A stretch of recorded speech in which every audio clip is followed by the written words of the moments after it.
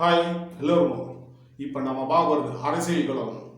அரசியல் களத்தில் யார் பார்க்க பார்த்தோன்னா நம்ம சீமான் பேரை கேட்டாலே நம்மளுக்கு உடம்பு பூரா எனர்ஜி, ஒரு புத்துணர்ச்சி, அப்படி ஒரு நம்ம தமிழண்டா அப்படின்ற மாதிரி ஒரு கெத்தாக ஒரு காலரை தூக்கி விடுற மாதிரி எண்ணங்கள்லாம் வருது.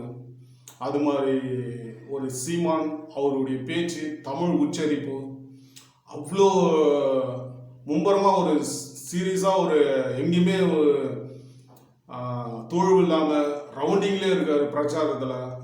ஒரு தனி மனிதனா, யாரு கூட கூட்டணி இல்லாமல் ஒரு தனி மனிதனா ஒரு போராட்டத்தில் ஒரு பயங்கரமான ஒரு சிங்கம்னு சொல்லலாம். அவருடைய கேரக்டர் வந்து எப்படின்னா, நம்மளுக்கெல்லாம் கொஞ்சம் மாற்றி பேசினாவே தமிழ் மிஸ் ஆகிடும். அவர் பேசுகிற உச்சரிப்பு வந்து அப்படி ஒரு ஸ்டெடியான ஒரு தமிழ்டா அப்படின்ற மாதிரி ஒரு ஸ்டெடியான ஒரு மைண்டில் பேசிட்டு எந்த ஒரு எங்கேயுமே ஒரு ஆங்கில வார்த்தையும் எந்த வார்த்தையும் யூஸ் பண்ணாமல் ஒரு ரேஞ்சாக பேசியிருக்காருன்னா அவர் மட்டும்தான். அதனாலே அவருடைய இது வந்து ரொம்ப ஒரு யூக்குலான ஒரு இடம். அந்த நம்ம தமிழான்னு ஒருத்தன் இருக்காண்டா அப்படின்ற ஒரு எண்ணம் நம்மளுக்குள்ள ஒரு புத்துணர்ச்சியான ஒரு விஷயம்.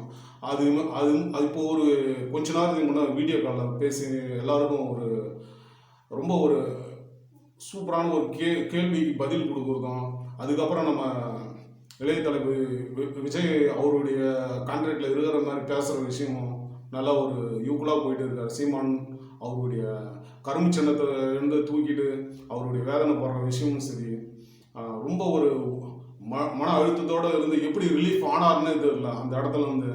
அதுக்கேற்ற மாதிரி நம்ம விசில் போட்டு சாங்ஸை போட்டு மைக் உண்டான முக்கியத்துவம் வந்து கொடுத்துருக்காங்க. அது முக்கியத்துவம் கொடுத்துக்கிறது எப்படின்னு தெரியல. இது எப்போ ஏற்கனவே எடுத்த பாட்டு இப்போ மைக் மூலயமா கொடுத்ததுனால இவங்களுக்கு ரெண்டு பேரும் மேட்ச் ஆகுதா, இல்லை வேணும்னே இப்போ வந்து எதனா சாங்ஸ் மூலிமா சொருகி விட்டதா எப்படின்னு தெரியல. நல்லா இப்போதைக்கு சீமானுடைய ரேஞ்ச் வந்து ரொம்ப டபுள் மடங்கு ஆகிற மாதிரி தான் இருக்குது. அவருடைய நல்ல குணத்துக்கு வந்து ஒவ்வொரு படியாக ஒவ்வொரு விஷயமா அமைஞ்சிட்டு தான் இருக்குது. என் சுற்று வட்டாரத்துலேயும் சரி, இப்போ நான் ஒரு ரன்னிங்லேயே இருக்கிறேன். ரெண்டு பட்சமாக போகுது. ஒன்று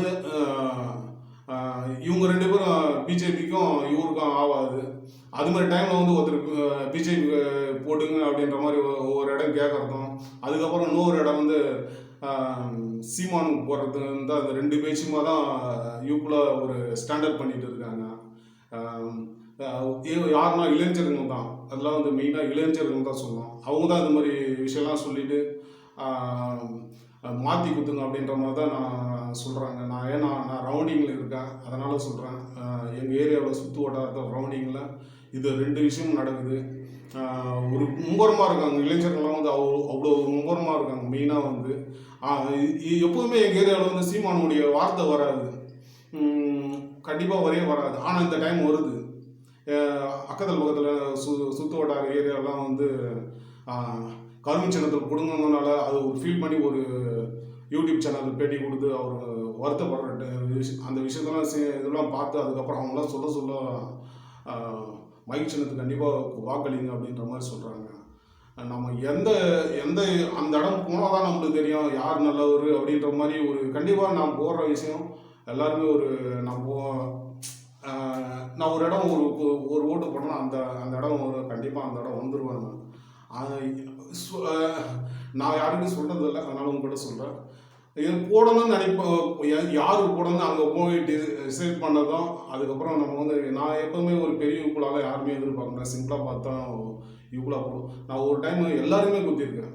என் ஸ்டாண்டர்ட்லேருந்து ஃபஸ்ட்டு ஓட்டுலாம் வந்து ஏடிஎம்கே டிஎம்கே அப்படின்னு போயிட்டு தான் நம்ம வந்து கொஞ்சம் கொஞ்சமாக படிப்படியாக மாறி விஜயகாந்துக்கு சார் கொடுத்துருக்கேன். அதுக்கப்புறம் வந்து பாமக தலைவர் அவருக்கும் எங்கள் ஏரியாவில் நின்னாங்க, அவங்களுக்கும் கொடுத்துருக்கேன். ஏன்னா சுற்று வட்டாரத்தில் நம்ம ஏரியாவில் ஒருத்தர் நின்னாங்க, அவங்க ஜெயிக்கணும்னு தான் யோசிப்போம். ஏன்னா நம்மளுக்கு எல்லாமே ஏரியாவுக்கு சுற்று வட்டாரத்தில்